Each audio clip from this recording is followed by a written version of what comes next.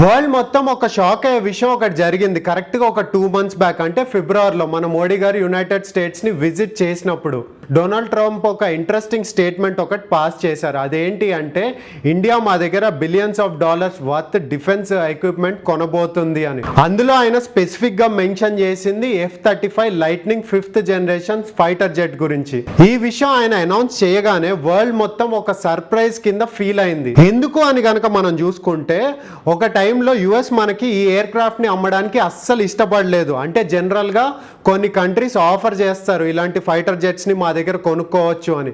కానీ ఈ F-35 విషయంలో ఇండియాకి యుఎస్ కి అలాంటి డీలే జరగలేదు చాలా ఇయర్స్ నుంచి. వాళ్ళు దీని బదులు మనకు ఆఫర్ చేసిన ఎయిర్ క్రాఫ్ట్స్ కనుక మనం చూసుకుంటే F-15, F-16, F-18 ఇలాంటి 1970s నుంచి ఉన్న చాలా పాత ఫైటర్ జెట్స్ని వీళ్ళు మనకు ఆఫర్ చేశారు.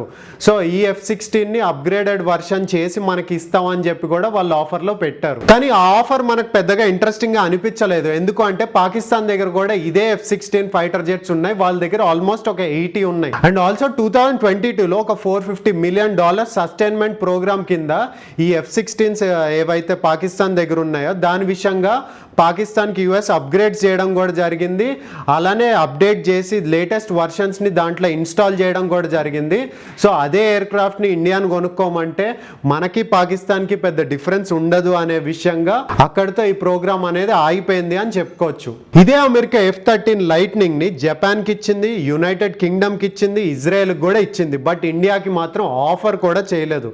బట్ లాస్ట్కి మన డొనాల్డ్ ట్రంప్ ఏదైతే దీని విషయంగా ఆఫర్ చేశారో అదే హాట్ టాపిక్ కింద మారిపోయింది ఈ జియో పొలిటికల్ సర్కిల్ మొత్తంలో. అసలు ఈ F-35 5th generation stealth combat cutting edge front line fighter of the United States కింద చెప్తారు. సో మనకి నిజంగానే F-35 లాంటి 5th generation stealth fighter jet ఇండియాకి కావాలా, లేదంటే ఇప్పుడు మన దగ్గర ఉన్న 36 రఫేల్ జెట్స్ ఏదైతే 4.5 జనరేషన్ అని చెప్తున్నారో అవి సరిపోతాయా?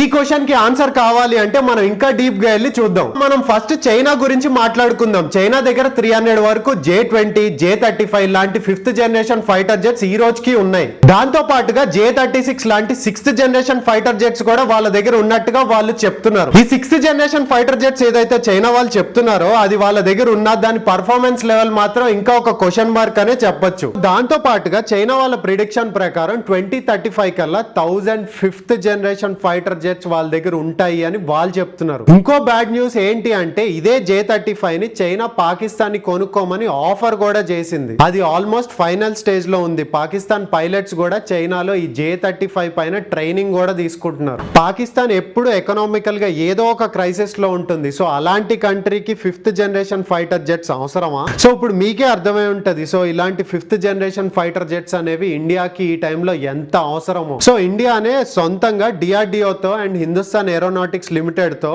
ఒక 5th జనరేషన్ ఎయిర్ క్రాఫ్ట్ ని ఆల్రెడీ రెడీ చేస్తుంది. దాని పేరే AMCA.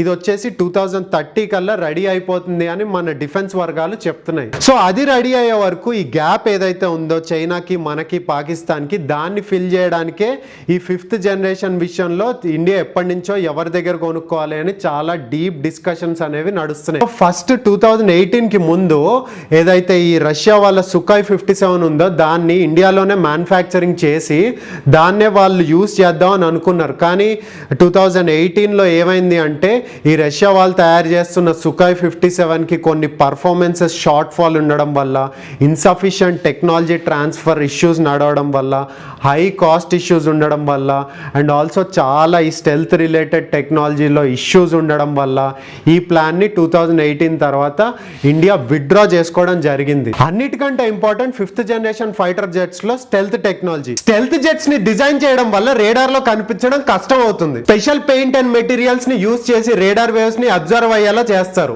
ఇంజన్ హీట్ ని తగ్గించడం వల్ల ఇన్ఫ్రారెడ్ లో కూడా ఈజీగా కనిపించదు. వెపన్స్ ని బయట పెడితే రేడార్ కి తెలుస్తుంది అని అందుకనే స్టెల్త్ ఎయిర్ క్రాఫ్ట్ లో వెపన్స్ ని బాడీ లోపలే స్టోర్ చేస్తారు. సర్ఫేస్ స్మూత్ గా ఉంటుంది, డిటెక్ట్ చేయడం కష్టం అవుతుంది. సో మళ్ళీ 2 months బ్యాక్ ట్రంప్ గారు ఈ F-35 విషయంగా ఇండియాకి ఆఫర్ చేయడంతో రష్యా కూడా ఒక ఇంట్రెస్టింగ్ ఆఫర్ తో వచ్చింది. దానికంటే ముందు యుక్రెయిన్ వార్ లో లాస్ట్ ఇయర్ రష్యా మెయిన్ గా యూజ్ చేసింది Sukhoi 57 ఫైటర్ జెట్ ని. రష్యా వాళ్ళు ఏం చెప్తున్నారు అంటే ఈ ఫైటర్ జెట్ ని అప్పటికి ఇప్పటికి చాలా అప్గ్రేడ్ చేసాం, ఇప్పుడు మీరు కూడా మా దగ్గర కొనుక్కోవచ్చు అని చెప్తున్నారు. దాంతో పాటు ఇంకో 2 ఆఫర్స్ కూడా ఇవ్వడం జరిగింది. అవేంటి అంటే hypersonic air to air missile system ని కూడా ఇస్తామని చెప్తున్నారు. అండ్ ఈ ఎయిర్ క్రాఫ్ట్ ని ఇండియాలోనే మ్యానుఫ్యాక్చరింగ్ చేసుకునే విధంగా టెక్నాలజీ ట్రాన్స్ఫర్ కూడా చేస్తామని వాళ్ళు చెప్తున్నారు. ఇప్పుడు F-35 గురించి మాట్లాడుకుంటే అసలు ఎందుకని ఈ ఫైటర్ జెట్ ని అమెరికా అల్టిమేట్ ఫైటర్ జెట్ కింద చెప్తుంది? ఇజ్రాయెల్ F-35 ని చాలా ఎయిర్ స్ట్రైక్స్ చేయడానికి సిరియా పైన, ఎస్పెషల్లీ ఇరాన్ మిలిటరీ బేస్ పైన 2018 నుంచి యూజ్ చేస్తుంది. ఇరాక్ అండ్ సిరియా మీద చాలా కాంబాట్స్ లో F-35 fighter jet top performance అని చెప్పుకోవచ్చు. అదే మనం రష్యా వాళ్ళ సుఖాయ్ 57 తీసుకుంటే కాస్ట్ వచ్చేసి జస్ట్ $50 million. అండ్ ఆల్సో వాళ్ళు ఈ ఫైటర్ జెట్ ని మన కంట్రీలోనే మ్యానుఫ్యాక్చరింగ్ చేసుకోమని చెప్తున్నారు. దాంతో పాటు హైపర్సోనిక్ మిజైల్ టెక్నాలజీ కూడా ఇస్తామని చెప్తున్నారు. అంతేకాకుండా మనం తయారు చేసే 5th జనరేషన్ ఫైటర్ జెట్ అయిన ఆమ్కా విషయంలో కూడా హెల్ప్ చేస్తామని చెప్తున్నారు. బట్ సుఖాయ్ 57 కంటే కూడా F-35 very advanced stealth capabilities విషయంలో మాత్రం అందులో no doubt 5th generation aircraft లో మెయిన్ గా ఎందుకంత స్పెషల్ అని మనం చూసుకుంటే వీటికి ఒక స్పెషల్ రేడార్ పెయింట్ ఉంటుంది. అండ్ లాంగ్ రేంజ్ రేడార్స్ తప్ప ఎలాంటి రేడార్స్ కూడా వీటిని డిటెక్ట్ చేయలేవు. ఎనిమీ ఫైటర్ జెట్స్ కి అసలు ఇవి ఎక్కడున్నాయో కూడా తెలియవు. వీటి స్పీడ్ కనుక మనం చూసుకుంటే మ్యాక్ 1.6 అని చెప్తారు. అంటే సౌండ్ కంటే 1.6 టైమ్స్ స్పీడ్ గా ట్రావెల్ చేస్తుంది. అంటే ఒక్కసారి మీరే ఇమాజిన్ చేసుకోండి దాని స్పీడ్ ఎంతో. ఇండియా కనుక F-35 ని కొనాలి అంటే ఒక్కో ఫ్లైట్ ని $80 million పెట్టి కొనాలి. అంటే 2 స్క్వాడ్రన్స్ కొనాలి అంటే almost $3 billion just air crafts కి మాత్రమే అయ్యే ఖర్చు. దాంతో పాటు వేరే ఖర్చులు లైక్ వెపన్స్ గానీ, మెయింటెనెన్స్ గానీ, స్పెషల్ కంప్యూటర్స్, అంటే బేసిక్ గా దాని యాక్సెసరీస్ అన్ని కొనాలి, దాన్ని మెయింటైన్ చేయాలి ఒక 30 years కి. అంటే ఇండియాకి మొత్తం అయ్యే ఖర్చు $1.3 trillion. అంటే ఆల్మోస్ట్ 108 lakh crores ఖర్చు పెట్టాలి ఈ F-35 ని మనం కొని మెయింటైన్ చేయాలంటే. ఒకవేళ మనకి F-35 ని ఇచ్చిన స్ట్రిక్ట్ క్లాజెస్ పెట్టచ్చు, లైక్ మనం ఏ ఎయిర్ బేస్ లో పెట్టాం దీన్ని అని, అండ్ వాళ్ళని ఇన్స్పెక్ట్ చేయనివ్వాలి. దాంతో పాటు ఎలాంటి చేంజెస్ చేసినా వెంటనే యుఎస్ కి ఇన్ఫార్మ్ కూడా చేయాలి. ఒకవేళ మనం తీసుకున్న 1 or 2 స్క్వాడ్రన్స్ కి సరిపోయేలాగానే ఈ F-35 ని మనం తీసుకోవాలి. స్క్వాడ్రన్ అంటే ఏం లేదు, ఒక 12 ఫైటర్ జెట్స్ ని ఆపరేట్ చేసే ఒక టీం. ఇదంతా మనం ఎందుకు చేయాలి అంటే చైనాకి, పాకిస్తాన్ కి మనకి ఉన్న ఈ గ్యాప్ ఏదైతే ఉందో అది ఫిల్ చేయడానికి మనం అర్జెంట్ గా ఇలాంటి 5th జనరేషన్ ఫైటర్ జెట్స్ ని కొనుక్కోవాలి. F-35 ప్రైస్ కనుక మనం చూసుకుంటే ఒక్కో ఫైటర్ జెట్ $80 million.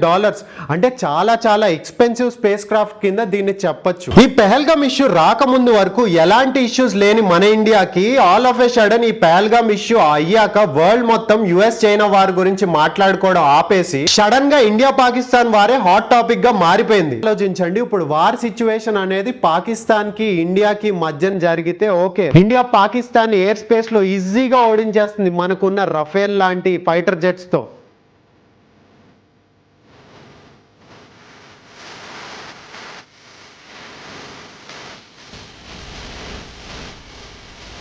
కానీ రియల్ డేంజర్ ఎప్పుడు వస్తుంది అంటే ఒకవేళ చైనా పాకిస్తాన్ కి సపోర్ట్ చేస్తే, వాళ్ళ 5th generation stealth fighter jets ని పాకిస్తాన్ కి పంపిస్తే, చాలా ఇయర్స్ నుంచి కామ్ గా ఉన్న పాకిస్తాన్ సడన్ గా ఎందుకని ఇలాంటి టెర్రరిస్ట్ యాక్టివిటీస్ లో ఇన్వాల్వ్ అయింది? మీ అందరికీ తెలుసు పాకిస్తాన్ ఎవరు పెంచి పోషిస్తారు. F-35 లాంటి ఫైటర్ జెట్స్ ని చాలా ఇయర్స్ నుంచి ఇండియాకి ఆఫర్ చేయకుండా ఈ 2 months బ్యాకే ఆఫర్ చేయడం ఏంటి? మనం చూసుకుంటే పెహల్గామ్ ఇష్యూ అయ్యే 1 month ముందే US B-2 స్టెల్త్ బాంబర్స్ ని డియాగో గార్షియా అనే రిమోట్ ఐలాండ్ కి పంపించడం ఏంటి? ఇది ఇండియన్ ఓషన్ దగ్గర ఉండే ఒక యుఎస్ ఎయిర్ బేస్. అక్కడ ఒక 7 B-2 బాంబర్స్ ని యుఎస్ డిప్లాయ్ కూడా చేసింది. ఈ B-2 bombers long range target కోసమే వాడే వెరీ అడ్వాన్స్ బాంబర్స్. అంటే F-35 కంటే కూడా చాలా అడ్వాన్స్డ్. మీకు ఒక్క మాటలో చెప్పాలి అంటే ఒక్కో B-2 బాంబర్ ప్రైస్ వచ్చేసి $2 billion ఉంటుంది. జస్ట్ కొన్ని వీక్స్ ముందే చైనాకి యుఎస్ కి ఒక హీటెడ్ ట్రేడ్ వార్ అవుతున్న టైంలోనే ఇదంతా జరగడం ఒక కోఇన్సిడెన్స్ అంటారా, లేదా చాలా పెద్ద గేమ్ ప్లాన్ అంటారా? ఇదంతా స్టార్ట్ అయ్యే కొన్ని డేస్ ముందే యుఎస్ టారిఫ్స్ తో చైనాని భయపెట్టి వాళ్ళ దారిలోకి తెచ్చుకుందాం అనుకుంది. కానీ చైనా వాళ్ళు దారిలోకి రాకపోవడం వల్ల డైరెక్ట్ గా అటాక్ చేయలేక ఇలా ప్లాన్ చేశారా? ఇంకో విషయం చూసుకుంటే యుఎస్ ఎప్పుడు కూడా డైరెక్ట్ వార్ చేయదు ఏ కంట్రీతో కూడా. 2022 యుక్రెయిన్ అండ్ రష్యా విషయంలో యుఎస్ యుక్రెయిన్ కి బ్యాకప్ ఇచ్చింది. 1948 నుంచి ఇంకా జరుగుతున్న ఇజ్రాయెల్ అండ్ గాజా విషయంలో యుఎస్ ఇజ్రాయెల్ కి బ్యాకప్ ఇచ్చింది. 1950లో అయిన south Korea north Korea war లో యుఎస్ సౌత్ కొరియాకి బ్యాకప్ ఇచ్చింది. ఇలా మన హిస్టరీ చూసుకుంటే యుఎస్ ఎప్పుడు డైరెక్ట్ గా వార్ లో దిగకుండా తనతో గుడ్ టర్మ్స్ మెయింటైన్ చేసే కంట్రీస్ కి స్ట్రాటజిక్ బ్యాకప్ అండ్ సపోర్ట్ ఇస్తుంది. ఇలా చేయడం వల్ల డైరెక్ట్ వార్ ని అవాయిడ్ చేసి యుఎస్ ని ఏ కంట్రీ డామినేట్ చేయకుండా చూసుకుంటుంది. అండ్ దాంతో పాటు F-35 లాంటి అడ్వాన్స్ అడ్వాన్స్డ్ డిఫెన్స్ ఎక్విప్మెంట్ ని అమ్మడం ద్వారా వాళ్ళ కంట్రీకి రెవెన్యూని కూడా పెంచుకుంటుంది. ఇవన్నీ చూసాక మనకు ఒక కొత్త డౌట్ వస్తుంది. అదేంటి అంటే ఈ వార్ ఓన్లీ పాకిస్తాన్ కి ఇండియాకి అయితే సింపుల్ గా పాకిస్తాన్ పని పడుతుంది మన ఇండియా, కానీ అదే చైనా ఇన్వాల్వ్ అయితే అమెరికా మనకి బ్యాకప్ ఇస్తుందా? ఇప్పుడు బ్యాకప్ ఇచ్చిన మెయిన్ గా చైనా జీడిపి సెకండ్ ఉంది అమెరికా తర్వాత, అదే ఇండియాది 4th ప్లేస్ లో ఉంది. సో ఇదంతా అమెరికా ఆడుతున్న one shot two birds game అంటారా? నేనైతే ఖచ్చితంగా అవును అనే చెప్తాను. మరి మీ ఒపీనియన్ నాకు కింద ఉన్న కమెంట్ బాక్స్ లో కమెంట్ చేయండి. నెక్స్ట్ వీడియోలో మళ్ళీ కలుద్దాం. Thank you.